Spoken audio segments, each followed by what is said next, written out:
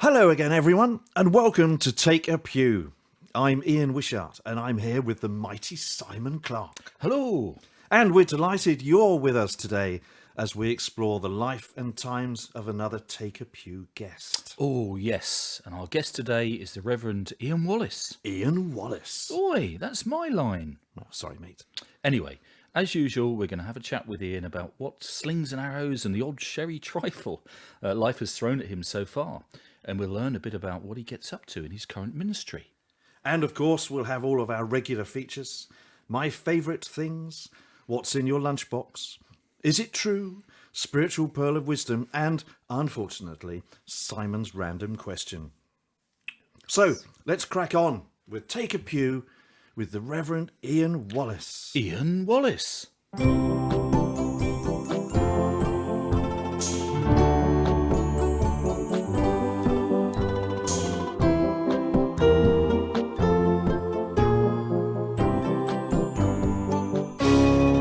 Take a pew. Well, listeners, we've towed our Take A Pew round the M25, down the M4 and into the delightful county of Gloucestershire. Yes, quite a journey, but we did at least pass through the comedy town of Chipping Sodbury. Chipping Sodbury? Yeah, but we're not there. We're in the neighbouring town of Yate and the parish of our guest, the Reverend Ian Wallace. Ian, good morning and welcome to the show. Hello, good morning. Very nice to be part of it.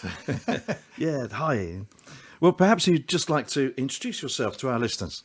Yes, well, I'm the second Ian W in the room, but Yep. I think I'm the more handsome one, actually. I Don't think know. that's true. So Ian Wallace. Can't argue with that. My age is the what I refer to as the Beatles age, and when they first produced that song, when I'm 64.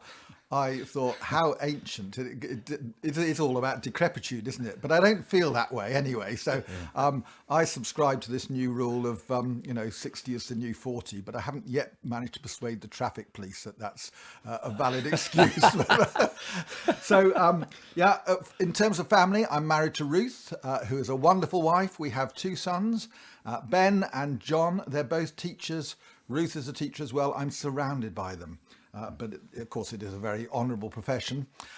So far as ordination was concerned, I was ordained in Guildford Cathedral in 2009. And my current role is I lead the team of ministers here in Yate Parish. The official title is a sort of historical title of Rector. But yes, it just really means that I'm the team leader here. So Thanks, Ian. Excellent. Now, as we said, we have, of course, brought along our very special Take A Pew. Yes, and I'm sorry once again about the window, Ian. The pew was rather longer than I thought, but we'll get that fixed for you. Anyway, it's in now. So, Reverend Ian Wallace, please take a pew. I have to say, I'm rather surprised to see this pew. I thought we'd got rid of them from the from the Church of the Good Shepherd. But anyway, We've played our part. I hope you're sitting comfortably. Brilliant. Thanks, Ian. Now, we'd like to chat with you about what you've been up to so far in this life and what it is that you do at the moment. Yes, and also, of course, we'd like to hear about how you spend your spare time, to learn some of your favourite things, and to see what you consider to be the perfect packed lunch. And we'll naturally give you the opportunity to share with us a spiritual pearl of wisdom. But, Ian, let's get stuck in. Please, tell us the story of Ian Wallace so far.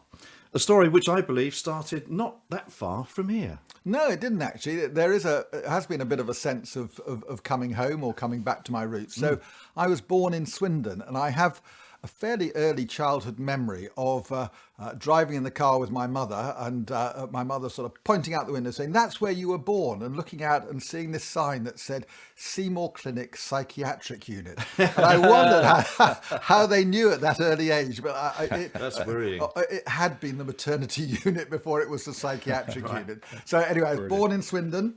My parents were both Christians, and so from a very early age, church was part of my life. And I think I really appreciated that sort of grounding that they gave me. I started school in Swindon, but Swindon was one of the local authorities, I think, that adopted the comprehensive system very early, and the school system was fairly chaotic at that time in Swindon. So eventually I was taken out and sent off to a boarding school. Oh, very smart. And so in fact, it was just a bit further north from here, and then even further north for secondary level. So that was really my childhood. Oh, Ian, can I just ask you a quick question? Yeah. And my question is, What were you like at school? Were you a little bit geeky? Or were you a little bit freaky? Or were you a little bit cheeky? What were you like at school? yes, Ian, what were you like at school? Well, I think of those three categories, geeky, freaky, or cheeky, I think it has to be the geeky All one. of them. I was, No. I would have loved to have been the cheeky one, but I was just too slow-witted, really, to be that. No, I wanted to please. I was one of those, sort of quite studious, sort of wanting to do my best and wanting to please. And I think a little bit sort of shy and, sort of overawed by all these cool, suave lads who sort of understood the world where I didn't. So, that was what I was like at school. When you think back to your school, so two schools, two boarding schools. Yep, two boarding really, schools, weren't it? So good longevity at each of those, I guess, wasn't it? Yes. But, what do you have sort of happy thoughts when you think back to that generally? Yes, I do. I mean, I think what I enjoyed most at secondary level was a lot of the extracurricular. So we used to go off into the Welsh mountains. I joined a canoeing club. We canoed down waterfalls in Llangollen. I was mostly upside down for the duration of that, but we used to walk on the Welsh mountains. Oh, and rowing as well. I used to do a lot of rowing. Right. Okay. So So all very outward boundy and. Yeah, I don't know what's happened since.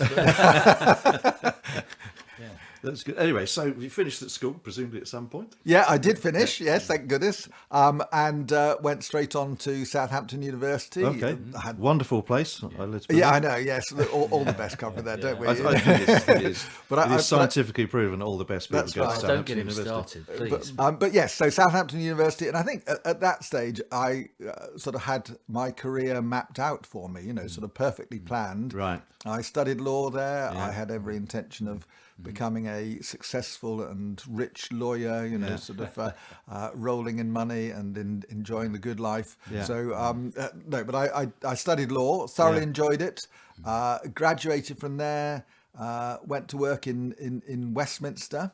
And at a little firm where we could see the House of Parliament from the office windows. Okay. Fun. I can remember vividly the day the bomb that killed Erin Neve went off. We heard it, and all the windows rattled, and then the siren started and everything. So, everything seemed to be going sort of swimmingly well. But at that time, there was quite a lot in the press and the media about the growing problem of refugees around the world, and particularly, sort of Southeast Asia, the sort of Cambodia, Laos problems, and there were record numbers. And I suppose the thought grew within me. Well, here I am. I'm, had a good education, good family, good prospects, good everything, and there are people who don't even have a country that wants them. And so I'd never had a gap year, and the thought began to develop. Well, maybe I'd give a sort of a year of my life, or perhaps two, to sort of going and doing something worthy. Very noble of you. Yeah, Yes. that's right. Yeah, Yes. very noble. Yeah. That's right. And then I'd come back and make all the money I was going to make. That was it. That was the thought.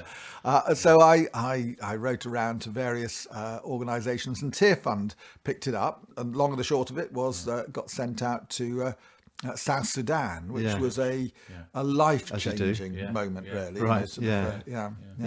So we'll come on to, I think, because I think you spent quite a lot of time with Tearfund in relatively later life. But at that time, what was it about Tearfund that attracted you, or did they just have the best holiday perks?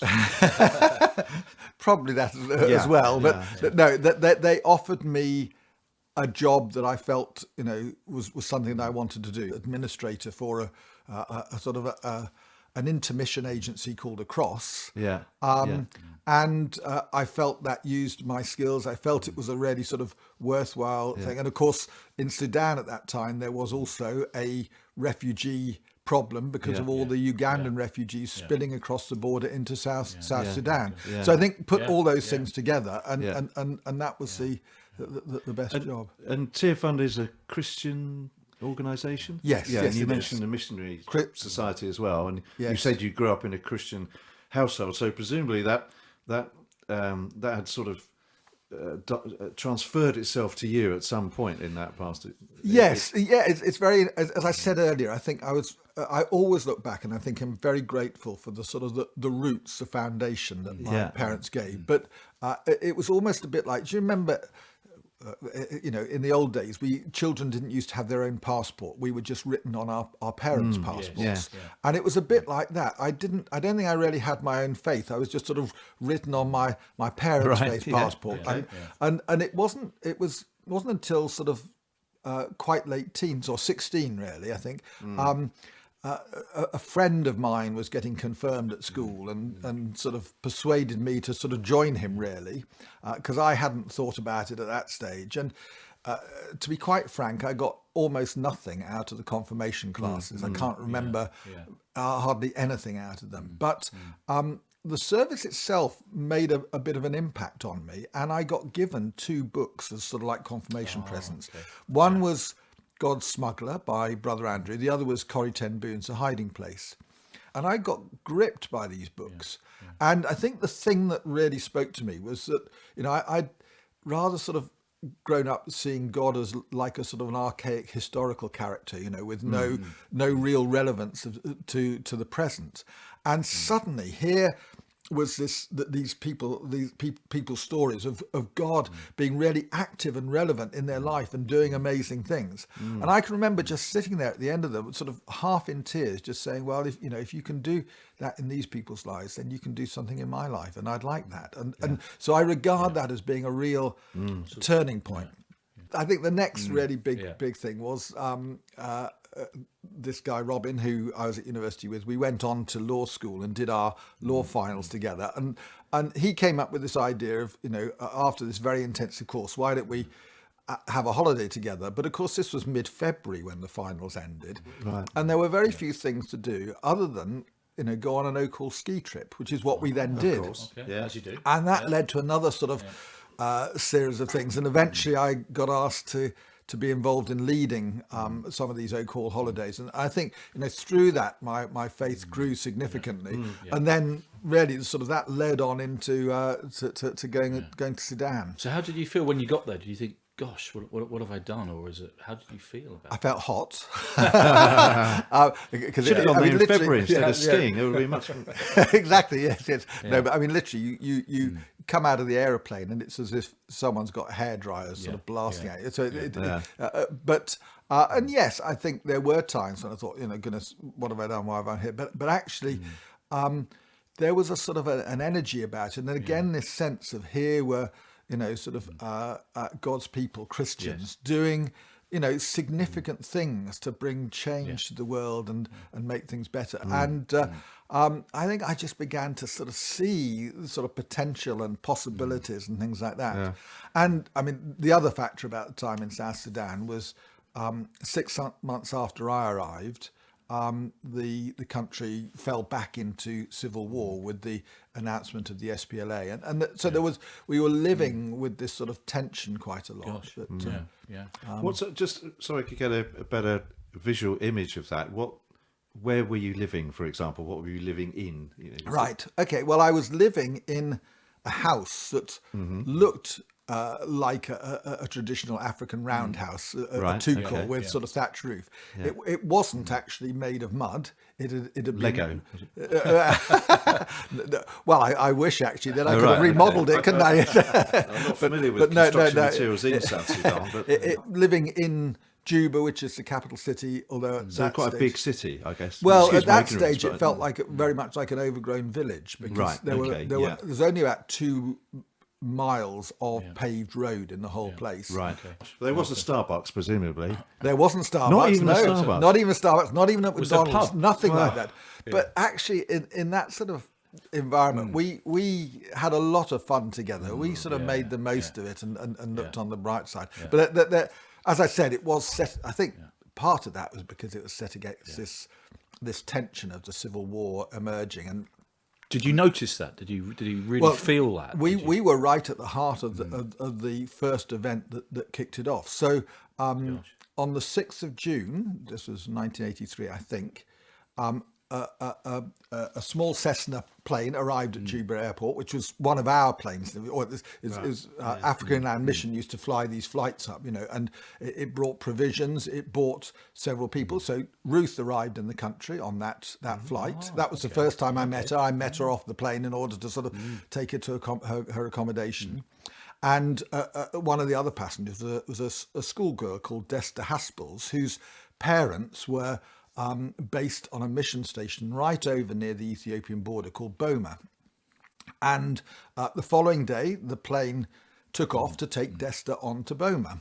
And by the evening, we realised, we'd lost contact with the plane. Nobody knew what had happened. We had been trying to contact Desta's parents, John and Gwen, over the radio for the last couple of days, and they hadn't come on.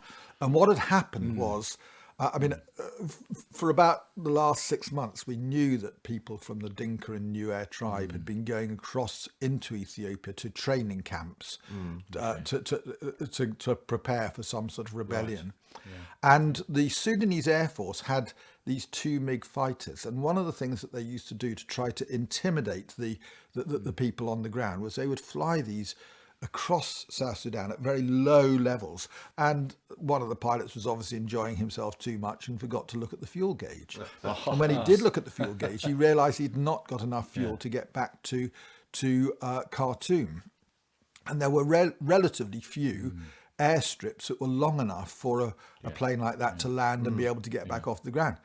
One of them was the airstrip at Boma, so he landed there.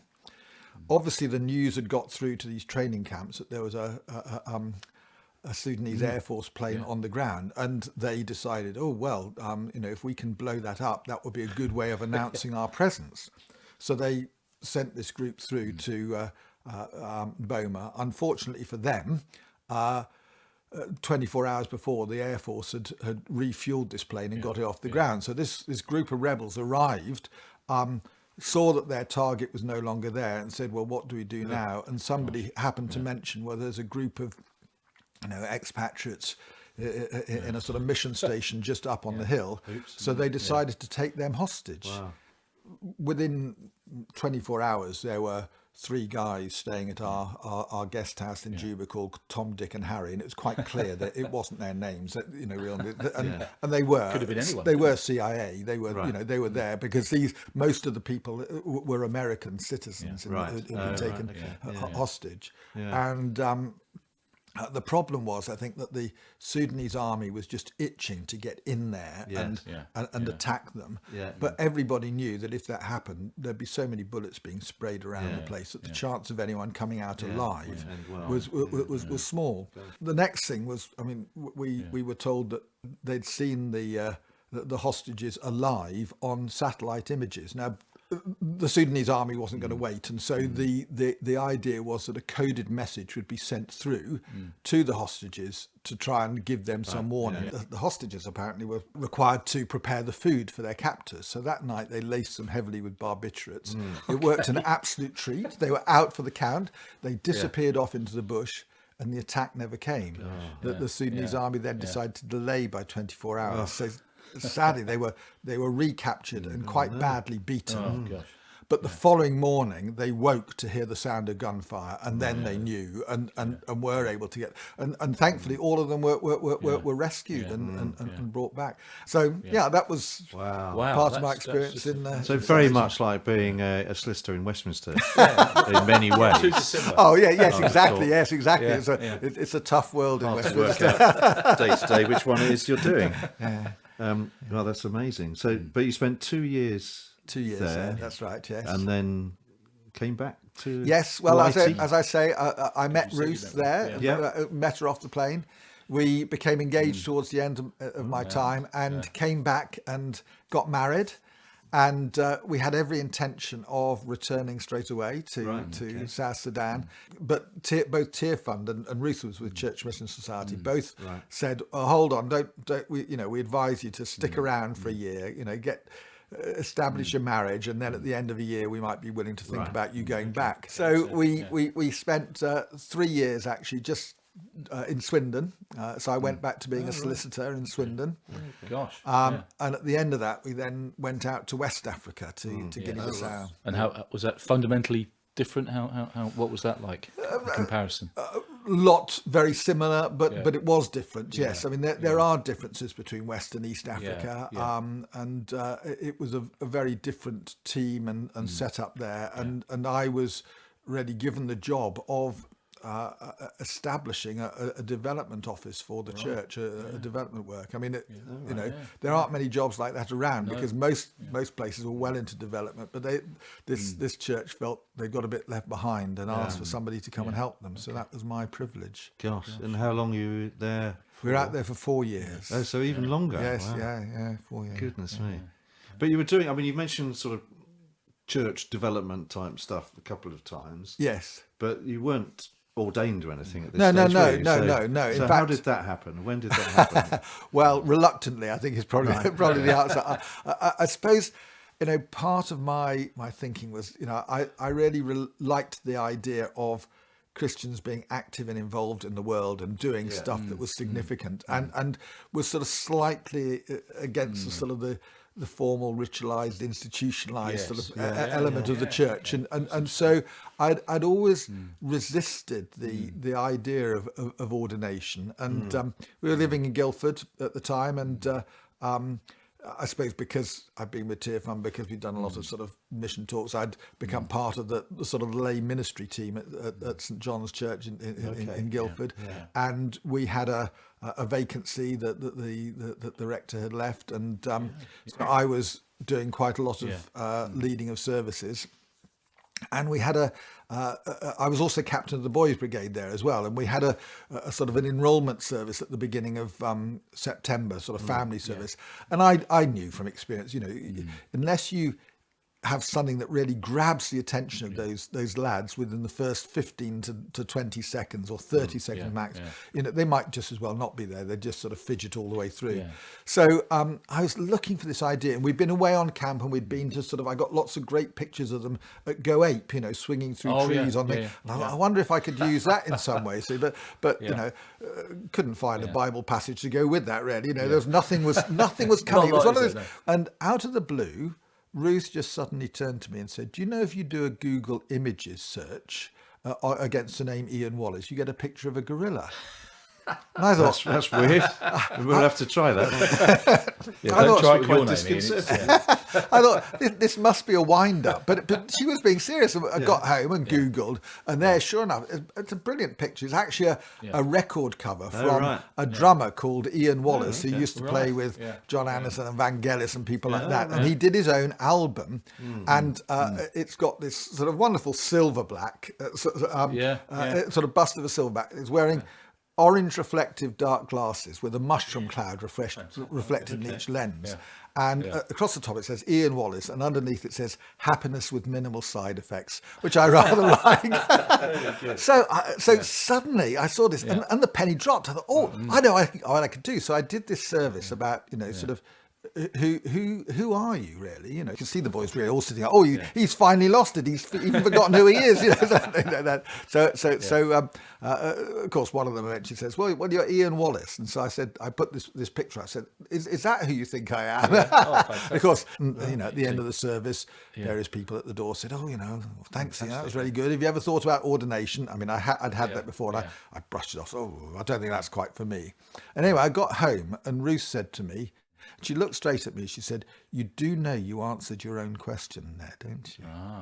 And that just brought me up, sort of, and it was almost this sense of God saying, "Look, I've been waiting long enough. Now's the time to get on with it." Sorry, we don't just think about that, because I was just in my mind doing some simple maths, and we were a short while ago. We were back in Guinea-Bissau, and you were there for 4 years. But then you mentioned earlier that you were finally ordained in 2009. Yes. So we must have missed out. You have. God waiting here. You have. So just fill in that gap for us, because it's probably quite a long gap. That gap, yes, probably about 17 years. Oh, I think. When we came back from Guinea-Bissau, I applied for a job as regional manager for Western Central Africa for Tearfund. Right. Okay. And so, and again, that was an amazing job, because the countries in my region involved Angola, Mozambique, Rwanda, Burundi, what was then Zaire, Liberia, Sierra Leone, Guinea. I mean, they were all the countries that were just plagued with conflict at that time. And then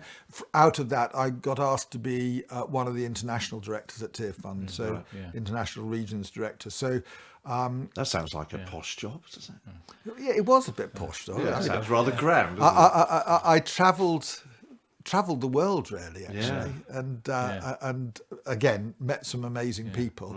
So it was brilliant, and I suppose part of the resistance to being ordained was the fact that I just couldn't conceive of life after Tearfund.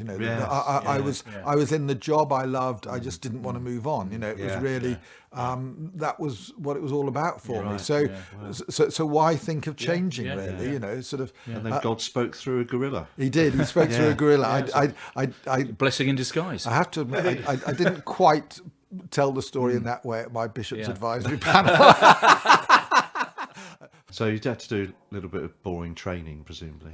Yeah, although I didn't find it that boring. I did it. I trained on a sort of part-time course down in Salisbury. And I guess once you'd finished your training, you had to go through the tricky business of choosing a parish to go to. I ended up parish of Wisley and Perfect, and absolutely which Simon loved and I it. both worship in, obviously. Yes, no, it was a fabulous time, really. Yeah. Yes. You're just saying that. Just to make you feel good, Simon. Yeah, not what you said at the time.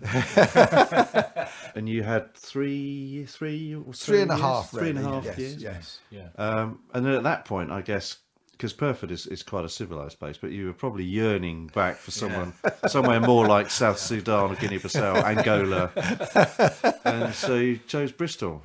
Yes. Well, again, it's one of those situations where I'm not sure whether I chose it or it chose me or how it all happened. But I got invited for interview down here, and we hadn't even had time to come and see the parish. So actually, the interview was on a Monday, and there was a sort of death by quiche thing on the Sunday evening of meet the church warden sort of thing. So after the interview on the Monday, we drove back up towards Junction 18, sort of onto the top, and from the top there you can look across and see the Wiltshire Downs, and you can see Liddington Hill, which is a hill that I grew up looking out onto when I was in Swindon. Oh, right, okay. And it just, the sun was shining. It was a crisp, clear November day, and we just saw that, and there was this almost this sense of affirmation in that of this is where I want you. And by the time we got to Lee Delamere, the bishop was on the phone saying, "We'd like to offer you the job."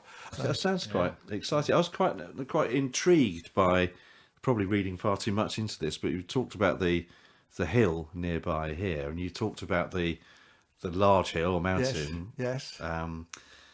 Back in South Sudan, and it's kind of you almost get this sort of image of there's a hill mountain thing going on somewhere somehow. Yeah, I think there's possibly another one actually, because when I was leading Oak Hall Holidays, the first one I led, they sort of they tried an experiment of sort of camping sort of 2/3 of the way up a mountain in Austria. Gosh, so there's definitely. Yes, I think there is a bit of a hill. There's definitely some peak thing going on, and of course you're also a great fan of Benny Hill as well. All right. Well, let's not do the music. So that's great. So, and we're here. We're delighted to be here in your lovely home. Tell us a little bit about Yate. Oh, actually, my first question is, and you mentioned earlier that you're a rector. Yes. Not a vicar. Well, I am a vicar as well. Are you? So how does that? Do you know how that works? Yes. So I think historically, the rector had the living. So in other words, you were appointed and to this post, and with it came all the glebe lands, and so you had your income from the sort of the glebe farm or the rectory farm or whatever it was, and in the places where the income was really good, actually some rectors used to say, well, I've got enough here, I can employ a vicar to do the job up at the church, I don't need to do it, you see. So that was so it relates back to the historic nature of the parish. Yes. And the title has just gone on. Tell us a bit about the parish, Ian. Yeah, well, I think it's a really interesting parish. I mean, and quite a challenging parish. It is a little bit like a sort of a mission field, really, because so Yate is a relatively new town. So until the 1960s, it was little more than a sort of a village, and then they built a large estate. Really, there was a shortage of housing for people who are working with Rolls-Royce and British Aerospace over in North Bristol, in the North Bristol strip. And so Yate was developed as a bit of a dormitory town to do that, and it began to grow, and it's not stopped growing ever since. So at the moment, the population of the parish is about 35,000. I was told by someone from the diocese, and he's the only sort of source I can have, that it's population-wise, it's one of the biggest parishes in the country. Wow, okay. And have you just got one church? Was it? No, we got 4 churches in the parish. So again, that's why it's a team. So, which is your favourite church here? Oh, I couldn't say, could I? That was you have to be very careful in this job. They all have real qualities, actually. I'm sure they do. But anyway, Ian, obviously you spend, it's a vocation, so you spend a lot of your time doing it, but you don't spend all of your time. No, thankfully. So how do you like to spend your time when you're not doing vocational things? Right, well, Ruth is very good in holding me to a day off a week, because this is a job that could be all consuming, so we're quite rigorous, and we're very fortunate. There's some lovely countryside around here, and of course having the dog means we have to get out. So day off will generally start with quite a long walk, either along the Cotswold Way or the Severn Estuary or something like that. May end up somewhere for a coffee at the end or at the garden centre. But then often in the afternoon, the way I relax most, I think, is actually in the garden, because you don't have to be. That's the place I relax least, I think, in the garden. Yeah, well, I suppose in this job you're presenting yourself a lot to people. You're having to use words a lot. You're having to talk, and your mind is always going. And actually, just to sort of, so it's nice just to hide behind an azalea. Exactly. Well, I must say, we said just before we came on air, as it were, it's a lovely looking garden. So and as I said, there are all sorts of plants that came from Tearfund here, gifts and things that have done remarkably well. Some of them They're still around, you look out over your shoulder, Ian, and see the Wisley roses are flowering at the moment. So they're beautiful, beautiful pinks. Yeah. Anyway, it's we're rushing up on lunchtime, I think, Ian. The time has flown by. But just before that, we'd like to play a quick fire game of a part of the show we like to call My Favourite Things. Right, okay.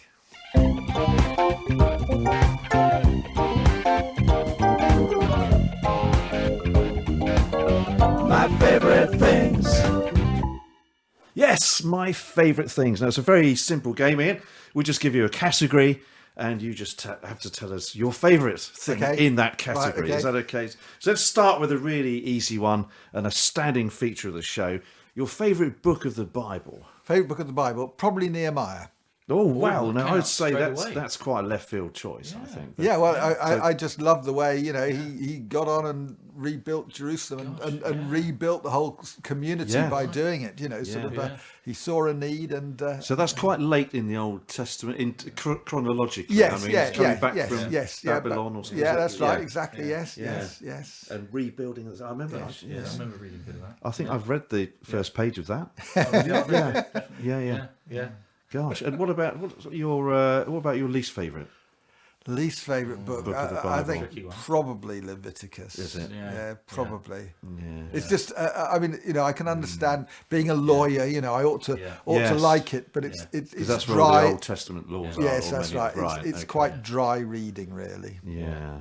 I feel a bit sorry for Leviticus. It gets a bad rap, Leviticus. Yeah, I think probably so. quite right. Yes. But anyway, okay, great. Yeah, okay. So we talked a bit about gardening, Ian, and everything. What about your favourite vegetable? Right, favourite vegetable. Yeah. To grow. It's difficult to choose. I enjoy sort of growing, climbing French beans. They're sort of, because they have flowers, but they can also get lots of them and things.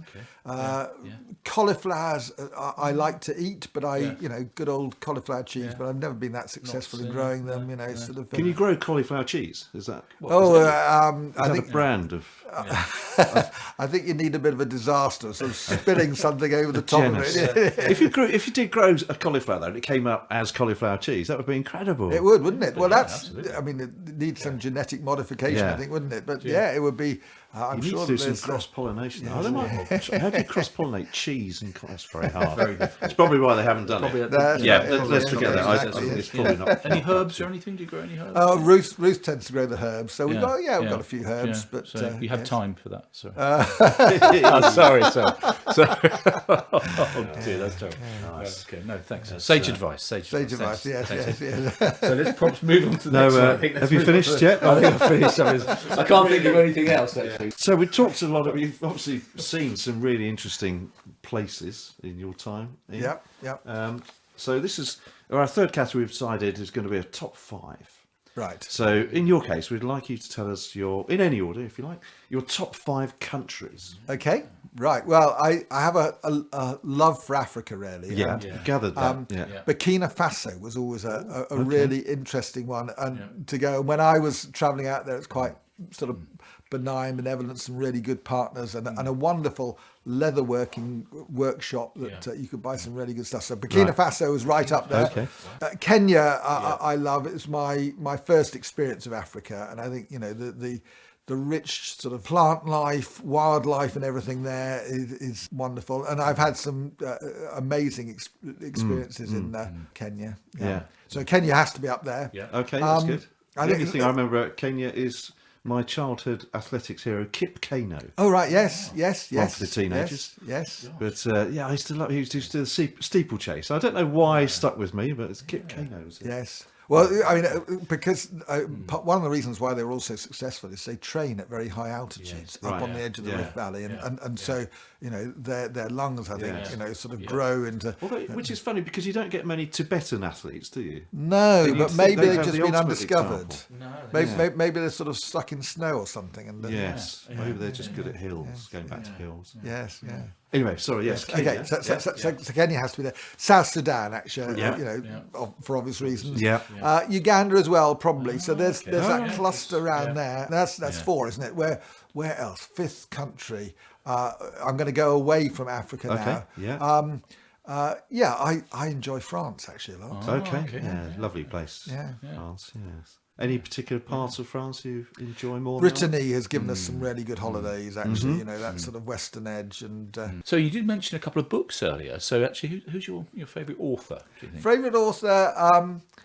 I don't know whether I have a favourite, actually. I mean, I like sort of crime, P.D. James and things like that. I used to thoroughly enjoy the Bronte books when I was sort of younger. I haven't gone back to them for many, many years. Yeah. I quite enjoy some of the Rudyard Kipling's work. They all sound quite erudite to me. They those do, don't they? authors. Yes, Yes, I'm very impressed. Yeah. Yes, They are very I good. prefer Enid Blyton. It's about my level, Yeah, I remember. my intellectual level. Okay, and finally, on my favourite things, your favourite person associated with Bristol. Now, this is a multiple choice, Right. but you could choose your own as well. But multiple choice answers are Hollywood icon Cary Grant, rather Right. improbably born in Bristol. Yeah. The founder of Methodism, John Wesley, Right, yeah. obviously Bristolian. Yeah. And equally improbably, Harry Potter legend J.K. Rowling, who was born, I believe, in Yate itself. Well, that's right. Yes, just must be a literally well-known half public- a mile up the road, the Cottage Hospital. Was there. Although Yes. I think in her it was called the.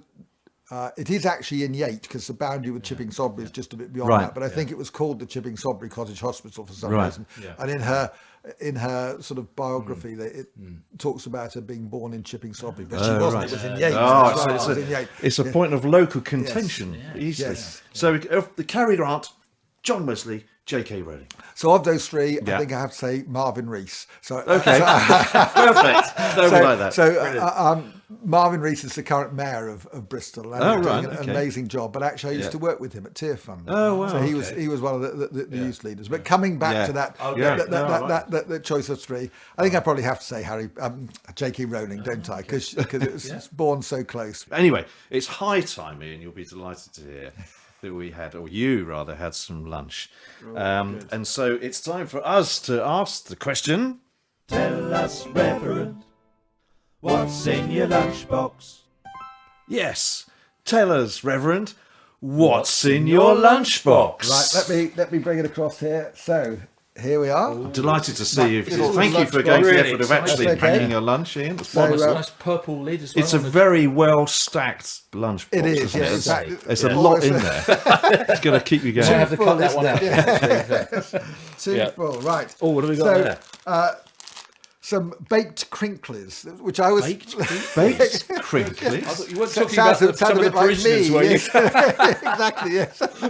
Sorry. I think that's partly why I quite like them, actually, because of the name, the baked crinklies. That is a Jacobs. great name. I've never heard of Cheese baked and onion. crinklies. It's Jacobs. Jacobs. Ah. Cheese and onion baked crinklies. They're basically They crisps. do look very like Break- a packet of mini cheddars, don't they? Yeah, Which yeah, we they have do, had before on the Oh, yeah, podcast. they are, but these are a cut above Yeah. mini cheddars. I Oh, think. cut above. I like Yeah, that. yeah. So cheese Nice. and bunion. Cheese and bunion. Cheese and bunion. Onion. Yes,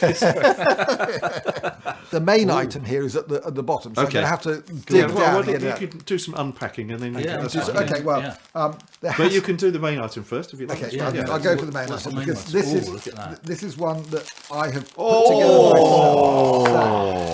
Oh, it had to be.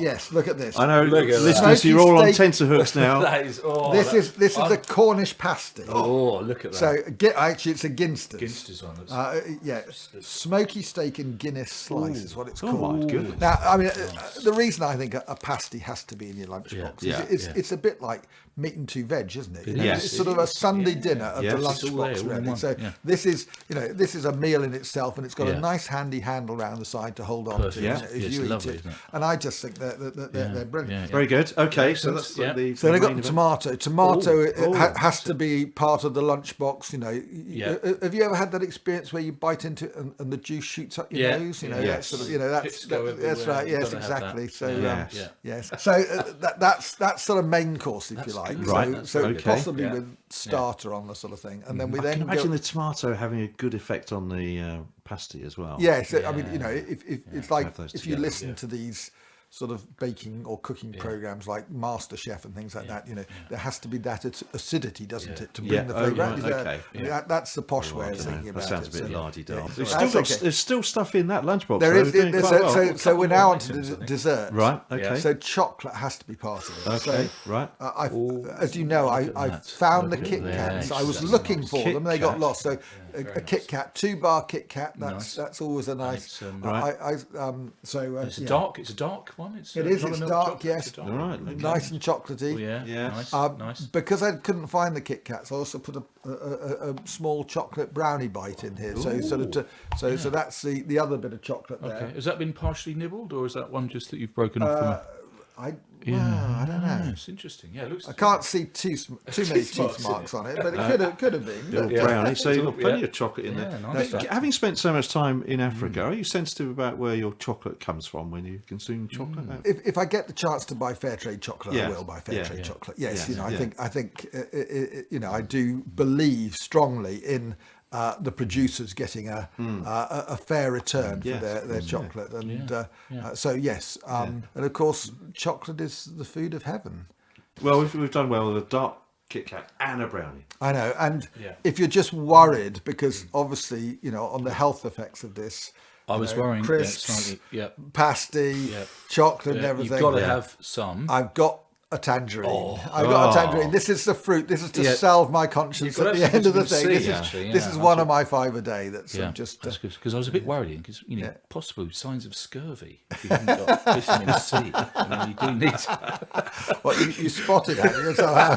If you ate that packed lunch every day, I think it would be delightful if you were out on one of your long walks with Ruth and the dog. Yes. It'd be fantastic to sit yes. down to. Yeah, to there's a that, lot there. It'd take you a while, wouldn't it? and Oh, keep you going through Keep some you going. tea. Yeah, it would do, wouldn't it? that would Yeah. be lovely, Yeah. lovely.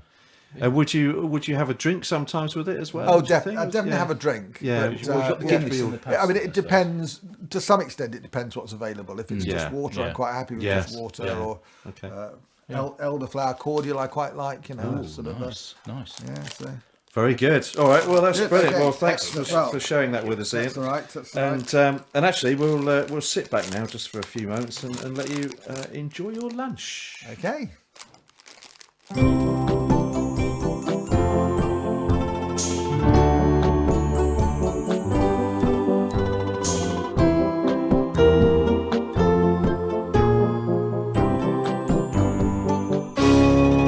Take a Pew.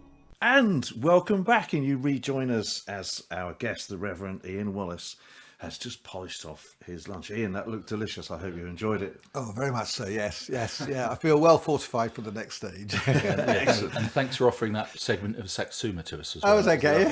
Yeah, having to share it was a bit weird. But have you ever tried to split anyway, it was strange. Yeah. But thank you nonetheless. So, Ian, we've talked about life thus far and what we get up to at the moment and what you enjoy doing, what you like for lunch. What do you think life holds for you looking forward? Well, you'll have worked out that at the age of 64, we're beginning to sort of look towards sort of possible retirement. It probably won't be for another 3 years yet, but that's... I suppose it rushes up quite quickly. It does. It's amazing, you know. So we've already sort of had to go on our pre-retirement planning course and everything else like that. So, you know, so that is sort of looming on the horizon. I think, you know, before then, I think there's still quite a lot of work to be done here, particularly coming out of the pandemic, to try and sort of re-establish things, resettle, get things going. And I'd like to sort of feel that I can hand on the parish in reasonable shape to someone. Yeah, oh, that's great. Well, the best of luck with all of that. We're running out of time, but we can't let you go without asking you to give us a spiritual pearl of wisdom. Yes, but while you're thinking about that, Ian, we'd like to ask you another question. And we call this part of the show... Is it true? Is it true? Is it true? Is it true? Yes, is it true? Now, we think it's important to do proper research and not believe everything that you read on the internet, even, or perhaps especially, when it comes to matters biblical. And so, as a learned man of faith, Ian, we'd like to ask you to help us with one thing we have recently heard about. So, is it true? Is it true? Is it true? Is it true? Yes, Reverend Ian Wallace, is it true that recent archaeological studies have shown that the Garden of Eden was actually located just outside Ipswich? yes. Is it true? Well, I haven't a clue, to be honest with you. I mean, I suppose it's possible, isn't it? Yes. It struck me, it rang true for me. But For me too. I thought Norwich maybe, Ipswich, but it's got a lot of... I mean, the continents would have been different back in those days. They would Yes, have been, true. and actually, you know, sort of a lot closer, and the Garden of Eden might have covered quite a large area. I mean, although, you know, I can't think that Ipswich was right at the centre of it. No. I mean, it's possibly sort of just on the edges of it, really. Yes. Don't you think? I can't think of Ipswich being the heart of it. They have found the remains of a tree there. So which I think is quite conclusive. Just finding a tree, I mean, I'm afraid I don't find that quite as conclusive as you do. But Well, it would... I mean, if you think about it, though, if you think, like, not long after that, in the Bible at least, comes Noah and the flood, and you think how flat that part of the country is, it would have been quite easy to flood, wouldn't it? Easily, A little drop of rain... Well, although as I said, you know, South Sudan is incredibly flat. Yes, plains, that's you know, true, so actually. it could just Yeah. as easily, It or I could have suppose the been flood there. could have gone from Ipswich to Juba, couldn't it? Really, all the way. Yeah. But Because it was, as we say, it's all joined up. But And it was an apple tree though, wasn't it? So you no, probably... we don't know. Oh, we don't That's know. another, is it true? well, I'll tell you an interesting story. When I was at Southampton, next door used to be some people on the archaeological course, and I got chatting, and they'd been doing a dig. They'd found the latrines for the Bishop's Palace in Winchester, and so I said, "How do you know it was the Bishop's Palace?" And he said, "Well, because there were no tomato pips that we found." I said, "What's the relevance of that?" So, well, you know, the tomato was thought to be the fruit of the knowledge of good and evil. was And it? so sort of, you know, guys like the bishops never ate tomatoes. Hence, there were no pips in their poo. Well, Moving swiftly on. I'm very pleased. We've sort of cleared that up a little bit. Who knows? I guess it will all come out in due course. But now, Ian, hopefully you've had a chance to reflect, and we'd be delighted if you could share your spiritual pearl of wisdom. It's a spiritual pearl of wisdom.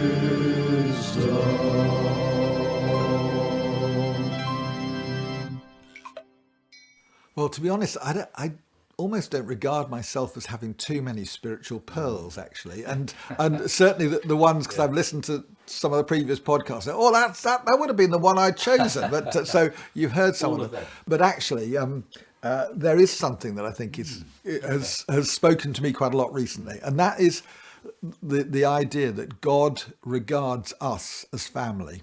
So, and this sense of family within the Christian faith is quite a powerful sort of message. So families have arguments, we disagree with things, but actually the fact that we're still related. And I think that's the way God regards us. We may mess up, we may do all sorts of things, but we are family. And there's always that welcome back, the willingness to sort of come back, and that relationship, that bond of love, that sense of being part of this family together. And I suppose I've always come at it from the other end of sort of wanting to claim right to be part of the family, but actually the recognition that God looks upon each one of us and looks upon us as, you're my son, you're my daughter, you're family to me. Nothing's going to separate us from the love that I have for you. There's always that journey back. Whatever happens in life, however much we fall out, there's always that road back because we are related. It's a spiritual pearl of wisdom.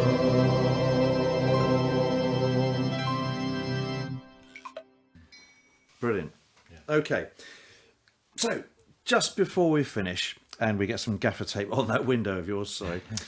I am sorry to report that we do have just enough time for Simon's random question. Simon's random question. Yes, Simon, what's your random question for Ian? Well, my random question this week is, Ian, would you rather have a courgette or a pizza? Good question. Yes, very random. I think it has to be a pizza. Sorry to interrupt, Ian. I turned over 2 pages at once. Duh. I actually missed the start of my question. The whole question is, sorry about this, Ian. If you were due to play a really important game of tennis, don't keep looking at me like that, and you were not allowed to use a racket, then instead of a racket, would you rather have a courgette or a pizza? That's a much better question. Yeah. So I think my answer would have to stick with the pizza. Oh, right. Because I think it's probably, with all that sort of molten cheese, you could potentially stick it onto your hand, couldn't you? Yeah. And then stand some chance of getting the ball back with a bit of topspin on it. Yes. Topping spin. That's right. Yes, topping spin. Yes. That would be a good technique. Yes. It would hurt your hand though, wouldn't it? Yeah. Well, Have you ever slapped your hand down on a pizza? only momentarily, So it'd be a bit hot and warm, but it would. You need that to weld it to the hand. So it wouldn't be a frozen pizza; it would be a hot pizza. Hot you stick pizza. your That's hand right. in Stick there. your hand on it, get it there as a racket. To sort of random question, random answer. I think is probably what's going on here. But these are serious points. Because what about what's the folded over one? A calzone. Calzone one. If you had one of those, that's more like a back. You could actually. Possibly, yes. Yeah. I mean, either I'm sure would work far better than a courgette. Yeah. I think a courgette, first ball, it would break it, wouldn't it? Yeah, it depends how marrow-like it was, I suppose. If it was, Well, yeah. Well, actually, a sturdy courgette. If it was a marrow, You'd have to. You'd need both hands, wouldn't you, to sort of do it? But yes. Yeah, it might be a bit awkward. Well, they do a lot of double-handed shots these days, anyway. Don't they? I know, but the racket is considerably lighter than a big marrow, isn't it? Yes. And if it was a slightly sort of soft, tender marrow, wouldn't there be a danger that the ball would just disappear into inside it? Yeah, that's Right right. into it. Yeah, exactly. Well, you You'd could never have see with it a again. calzone, with a folded over pizza there is a danger the ball could disappear inside that and just rattle around and you'd never get it out. See, I don't think the LTA has got any rules about the ball getting stuck inside your calzone. And which is just a lack of foresight on behalf of the LTA, is it? Well, that's right. Of course, chaos. You can't play a game without any sensible set of rules that allow for any eventuality, can you? So pizza wins. Pizza wins. Hands Yeah, down, definitely. doesn't it, really? And it would work at all times of the year because there'd be 4 seasons. Yes. Oh well. Absolutely. Well, look, that was all very Fantastic. very enlightening. That was Ian. brilliant. Thank you very much. Ian. And that was Simon's random question. well, Ian. Thank you for welcoming us to your lovely home, and thank you so much for joining us on the show. It's been a real delight and a privilege, and a little bit weird at times, I would say. Yes, Random question. I wasn't quite expecting that one, but anyway. Yes, I apologise on Simon's behalf. So, and thank you, dear listener, for joining us. Simon and I will be with you again soon with another special guest for some more fun, another lunchbox, and another random question. But for now, it's Toodle Pip from me. And tatty bye from me. Join us again next time as we take a pew.